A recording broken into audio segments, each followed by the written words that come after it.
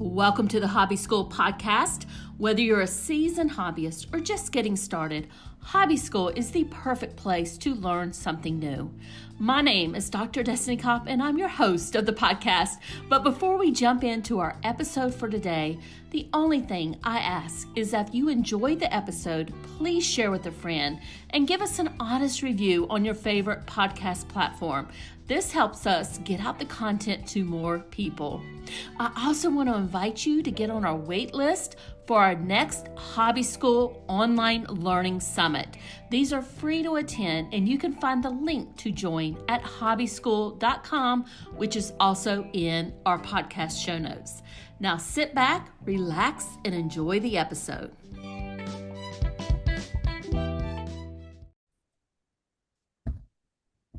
And my special guest today is Jess Van Den. Jess is a self-employed silversmith working under the Ethereal label. She's been making jewelry since 2008 when she opened up her own Etsy shop to sell her jewelry as a hobby, and then turned this into a full-time occupation in 2010. She is also the founder of Create and Thrive and the Thriver Circle, where she teaches fellow makers how to turn their hobby into a thriving business. And Jess, thank you so much for joining me. I know we're going to have a great conversation here, but before we get into all the questions I have for you, can you tell the good audience just a little bit more about you and how you help people? Absolutely. Thanks so much for having me, Destiny. So yeah, I got into this as a hobby like many people do, not really expecting to do anything with it. And then it just kind of accidentally turned into a full-time job for me, which was lovely. And a few years into making jewelry, I was getting involved in the community, local community, and the online community. And I was actually a teacher before all of this, a school teacher. So people kept asking me, how did you do this? How did you do that? And I'm like, well, I should just put something together to help people learn how to, get their online business up and running with their craft. So that's when I created Set Up Shop, which I'm still running to this day. I've been running with that for over 10 years now. And it's a course that kind of guides you through step by step, all the little things you need to do to set up a successful shop online, no matter where you want to sell. And that was the beginning of kind of me teaching and helping other makers get their businesses up and running. And I've been doing that alongside running my jewelry business ever since. And a few years into the process, I thought I wanted to create more community. So that's when I started the Thriver Circle, to create a really supportive, lovely community of people who are all on the same page. Because, when you kind of work alone at home, it can get really isolating, and you don't necessarily have someone who understands what you're trying to achieve. So it's really lovely to have a group of people and a mentor that can guide you through that process. So I have a lot of questions for you, but first I want you to take us back to 2008 when you were just starting out making this jewelry on your own. What did you do to start selling it? How did you, what are some of the first steps that you took there? Well, I tried everything in the beginning. I tried markets, I tried wholesale, I tried online, consignment, all the different bits and pieces, because I didn't know what would be most successful. But I started with Etsy. That was where I started, because I was making all this jewelry. I was like, there's more jewelry than ironically, I'm not a big jewelry wearer, or at least I wasn't at the time. It was just I was enjoying the making process. I'm like, this is more jewelry than I could ever need. What can I do with it? Maybe I can sell a bit and recoup a bit of my costs. And well, I had actually been making my own website since like the late 90s as a hobby. This was a nerdy thing I got into in high school. So I thought I could start my own website. And then I stumbled across Etsy. And Etsy was really new then. It was like 2 years in or something. And I'm like, oh, this is a perfect solution. I don't have to do it myself. I can just set up on this platform that's designed for what I want. So I opened my shop on there, and it took me about a month to get my first sale. I still remember the moment I got my first sale and how exciting it was. The idea that somebody wanted to buy something I'd made. And yeah, it stayed as a hobby for about a year and a half. And then I was learning so much from other people. And, I decided, okay, well, things happen in my life. It's a really long story. I won't go into it. It's not a bad story, but long story short, I ended up going full-time with my business, and kind of never looked back from there. So it took me a long time to really hit on what my business was about. Like it took me years to really develop my signature style of my jewelry. And so something I'd say to people in the beginning is don't stress out too much about like getting it perfect from the beginning. When you're just starting out, you probably have a lot of different ideas, a lot of different things you want to experiment with. So, experiment with them at the beginning when nobody's really paying attention and sort of see what works for you, what works for your potential customers. And over time, you'll be able to narrow things down into a niche or even a micro niche, which is like a very, very narrow, specific type of thing, and just play around with it and experiment. And yes, branding is important. Having everything looking professional is important. But I think, experiment a little bit in the beginning first to sort of get a feel for what you want to do before you spend too much time or money trying to perfect that sort of branding stuff, because it will come with time as well and experience. So you mentioned that you went full time in it, and I believe that was around 2010, correct? That's And right. Yep. then you brought your husband Nick in to help you with it. Now, at that point in time, you're still selling on Etsy, and I don't even know the answer to this. Are you still selling on Etsy today, or did I you am. build your own store with your jewelry? Yeah, I am still selling on Etsy, but I do have my own website, and I have for a very long time. Okay. So I have Ethereal.com, my own website, which is a WooCommerce website, which I set up, gosh, 12, 13 years ago now, a long time ago now. So yeah, I do sell on both platforms. I used to sell on a lot more platforms as well. Like back in the late 2000s, there was a lot more variety of handmade business webs, like handmade websites out there. There was Artfire, there was DeWanda in Europe, there was here in Australia, there's Made It, which is still in existence. So I used to sell on a lot of different venues. And the reason I did that, of course, is because I wanted to get my jewelry in front of as many people as possible to increase my chances of making a sale. So, that is another good reason to sort of diversify where you sell. And I'm just curious. This is kind of just, coming in my mind. I'm just curious, since you have so much experience, right? You've sold on all of those Mm. different handmade websites. You're selling on Etsy today. You have your own store. You're on your WooCommerce platform. What would you recommend for somebody just starting out? Where would you recommend that they start? Like, despite its issues, Etsy is still a good place to start because it is very affordable and very simple. They guide you through the process of setting up a shop, and you do benefit from being on a platform where they will bring you traffic. I do still recommend, if people don't have any web design experience, that to start on Etsy. And then if you want to branch out from there, it really comes down to your comfort level with creating a website and also what you want out of it. Like, I generally just say to people, the simplest option is Shopify because it's meant and it's set up to be an e-commerce solution for you. It's not particularly affordable. It can get quite expensive, but you've got to spend a bit of money to make money, as they say. And you can potentially do like I've done, a WordPress, WooCommerce website, but that's a lot more complicated. I mean, it's a lot simpler than it used to be, but it's still a lot more complicated. There's also Squarespace and Wix and other places, but Shopify is kind of the premier option if you want the best option to set up an online shop, which has all the bells and whistles available to you. And I would say, I have two Shopify stores. Now, I don't sell handmade products there. I have digital products there. And I would Mhm. say that, I don't consider myself a web designer, but I was able to figure it out. So I definitely think that is doable there. So definitely what you're recommending is to start out on Etsy and depending on Mm. what their goals are to expand.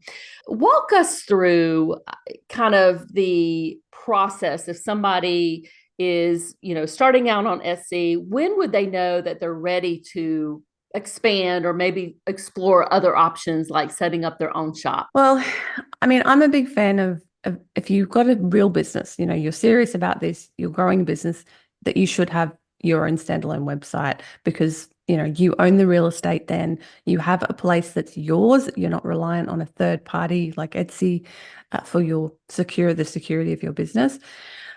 But, at what point do you make that leap? It's going to be different for everybody, but the good thing about Etsy, and another thing that reason I recommend it is because it's a good training ground for your business. So if you can compete on Etsy, you know that you probably are going to do okay, because you've got to have really great photos, you've got to have excellent titles, you've got to have good customer service, all of those basics of running a successful business. By setting up on Etsy and getting started and growing your business there, you'll learn how to do all of those things, because it's a different level of difficulty to run a business and direct people to your own website. The thing about Etsy is, if you do well on the platform, you don't necessarily have to drive any traffic yourself outside of the platform. You can just get sales from the platform itself. And that's what most of my sales on Etsy come from, doing well within the search on the platform. But once you move to your own website, it's completely up to you to drive traffic. And that's a whole nother level of difficulty and complexity and marketing knowledge and experience and experimentation that you need to learn. So, if you start on Etsy and get the basics of running your business set up, that's a good start. And you can kind of start to work out how you're going to market your business outside of the platform. And that's the point where you can potentially set up your own website and start driving traffic there instead of Etsy. Would you say that if they start out on Etsy and then decide, I want to, take the leap, right, and set up my own shop, that they should still keep their Etsy store going? I mean, I would, but that's just because I get a lot of sales there. My business is my livelihood, so I've got to be where the money is. So that's why I've, just again, despite the problems with Etsy over the years, that's why I'm still there. It still gives me a good income and it still works for me. So I haven't left the platform, and it's really a personal choice. If you're doing well enough off the platform and you don't want to be on there anymore, then great, you can move on. But, to this day, it really still is the place people go when they think about handmade. They go and they look on Etsy. And if you're not there, they can't find you. Yeah, I would say that I love Etsy and I love to buy handmade gifts, and that's the place that I go to search for them. Yeah. So let's say that somebody's out there, they're a handmade crafter, or they're making something that's handmade. How will they know that they have a good chance of being successful on Etsy? What research should they do in the beginning? Well, start by just hopping on there and looking for what you make and see what pops up. Look at the competition and see how many people are making similar things. What sort of price point are they selling at? What do their photos look like? What do their shops look like? Their branding, their story they're telling. You can even go over and look in their social media and have a look at how they're doing over there. I'm not a huge fan of paying attention to competitors once you're up and running. I think sometimes that can negatively impact people. Especially like, don't follow people closely who make stuff really similar to you, because then you get the, oh no, they've made something and now I can't make something that looks like that because I've seen it from someone else, sort of issue pop up. But, when you're just starting out and you're not quite sure, definitely have a look, do some research, see what else is out there. And a good thing to remember is that just because if lots of people are making what you're making, that's actually a good thing, because it shows there's a market for it. If you're making something and nobody else is making it, you've got one of two options. One, you're making something nobody wants, or two, you're making something nobody wants. And in that case, then you're going to have a hard time. Or you've got an amazing, innovative product that nobody knows they need yet, and you just have to teach them that they need it. So that's kind of a market opportunity there. But I see people go like, oh, there's so many jewelry shops on Etsy. There's so many ceramicists. How can I ever compete? Well, you compete by being yourself, and you compete by creating something unique to you that only you can create. And yes, it might look a little bit like somebody else's, but that doesn't mean there's not space for you as well. And especially in the handmade market, right? Because we're all unique and we're all creating things that are just a little bit unique to us. Let me ask you this. You have your membership, you have a lot of students in your program. So I'm sure you've seen people make mistakes, and I'm sure you've made them yourself. Oh, Can yeah. you walk us through some of the mistakes that you see other people making as they start to explore, basically turning their hobby into a money-making business? Oh yeah, there's so many I made, so many I see. It's quite funny. Like, most of us make the same mistakes. One of the things is definitely, from the beginning, having a lack of clarity about what your business is actually about. And that's sort of the hobbyist mentality where you're making lots of different things. You're making strictly for yourself, for your own enjoyment, but you're giving no thought to the customer experience and what the customer wants. So that's a big mindset shift you have to make when you start to sell your work, is to think, okay, I need to start thinking, what do my customers want? What do my customers need? And how can I communicate to them why this will be a good thing for them? And that communication comes through a number of things. It can come through, that narrowing down your focus in your niche, as I said earlier. It comes through your photography. Bad photos are the death knell of an online business. You've got to have good photos. That is number one, non-negotiable, is excellent photos to stand out. You don't need a white background, especially when you're selling handmade. You can do whatever you want, but you have to have excellent photos that make your product stand out and make your product the star of the show. You need to not underprice yourself. This is another huge mistake everybody pretty much makes in the beginning, is that we underprice, because we're just like, oh, well, I'm covering my materials cost and maybe a little bit of time. And that is not enough if you want to have a sustainable business, because you not only need to pay yourself to make the item, you need to pay yourself to sell the item, to do the marketing, to do the work. And the way I frame this normally for people is I go, okay, if you were selling wholesale, you sell for 50% of your retail price. What's that other 50%? The person who's selling your work, they're paying, to sell your work, to have the shop, to do the marketing and all that sort of stuff. So you've got to do the same thing. That's why you have to sell at full retail price online, because you need to pay yourself for the admin work and the marketing work, not just the time you spend making the item. So that is a really important thing. And, competing on price is a race to the bottom. And especially in the handmade industry, it's just not something we can do and have a sustainable business. Yes, we need to be somewhat competitive, but at the same time, we need to make sure we're making a product that we can sell at a profit. And this is another problem that I see a lot of people come up against, especially people who have crafts that take a long time, like quilters, knitters, things like that. If your craft takes many, many, many hours to make, you have to sell it at a high price point, or you just can't have a sustainable business. And that might mean you need to alter a little bit what you make and change it in some way, speed up the process, or whatever it might be. There's generally a solution to that.